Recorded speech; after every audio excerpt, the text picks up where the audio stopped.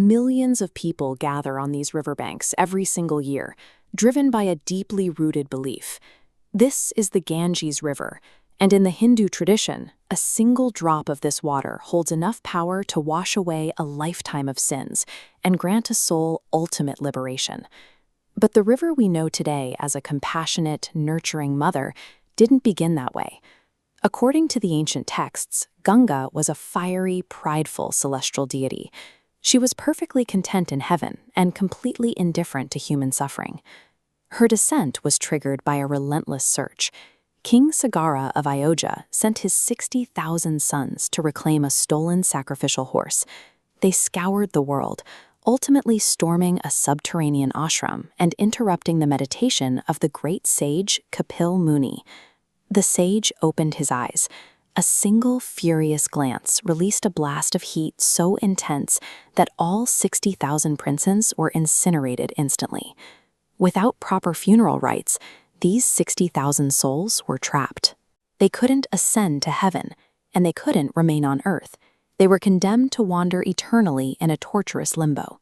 Because their remains were never purified, the cycle of reincarnation for these 60,000 souls came to a dead stop. This spiritual blockage could only be cleared by the celestial river, creating a desperate need for the very deity who refused to leave heaven. Generations of kings tried and failed to bring the river down. Finally, King Bhagirath abandoned his throne, traveled to the Himalayas, and subjected himself to thousands of years of extreme physical penance. He stood on one leg, ignoring food and shelter, until the universe had no choice but to answer his demand. Ordered by the Creator to descend, Ganga was furious. She viewed the mortal realm with disdain. In a display of raw arrogance, she devised a plan to crash down with such violent force that her waters would shatter the earth entirely and sweep away Lord Shiva in the process. As she plummeted from the heavens, a roaring, world-ending wall of water, she collided directly with Shiva. He didn't move. He simply caught her entire flood within his thickly matted hair. The all-powerful deity was suddenly trapped. Shiva's locks formed an endless cosmic maze. For years, Ganga thrashed and wandered helplessly inside this labyrinth, completely unable to escape. Her pride was slowly, methodically broken. Only after her ego completely dissolved did Shiva loosen a few strands of hair. She trickled out as a gentle, manageable stream, flowing quietly down the mountains, across the plains, and finally washing over the ashes to liberate the 60,000 waiting souls. This descent highlights a central theme in the myth.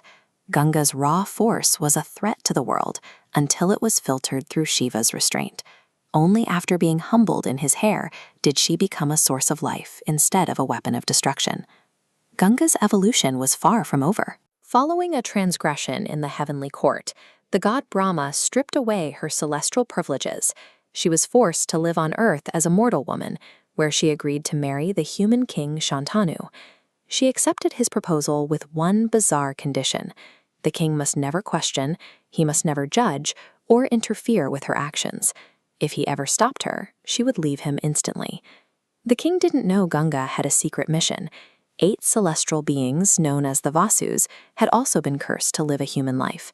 Desperate to avoid the pain of a full mortal existence, they begged Ganga to be their mother and secure their immediate release. To save them, she agreed to bear a heavy burden. Every time she gave birth to one of her first 7 children, she immediately carried the newborn to the river, stepped into the currents, and drowned them. The once selfish goddess willingly subjected herself to the trauma of earthly motherhood and the stigma of infanticide, solely to grant immediate salvation to souls in pain. King Shantanu watched his wife drown 7 of his children in agonizing silence.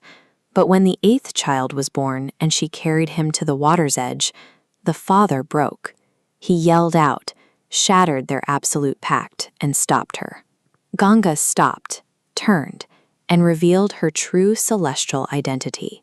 She explained the secret mission of the Vasus and told the devastated king that by intervening, he had condemned this final child to endure the full weight of the mortal curse.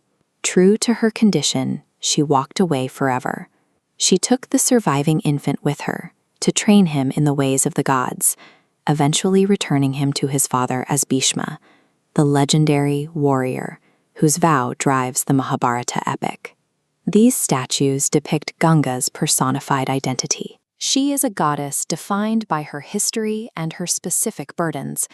Ganga is worshipped by hundreds of millions because she willingly absorbed the weight of ego death, endured mortal curses, and suffered human heartbreak to build a permanent, flowing bridge between humanity and liberation.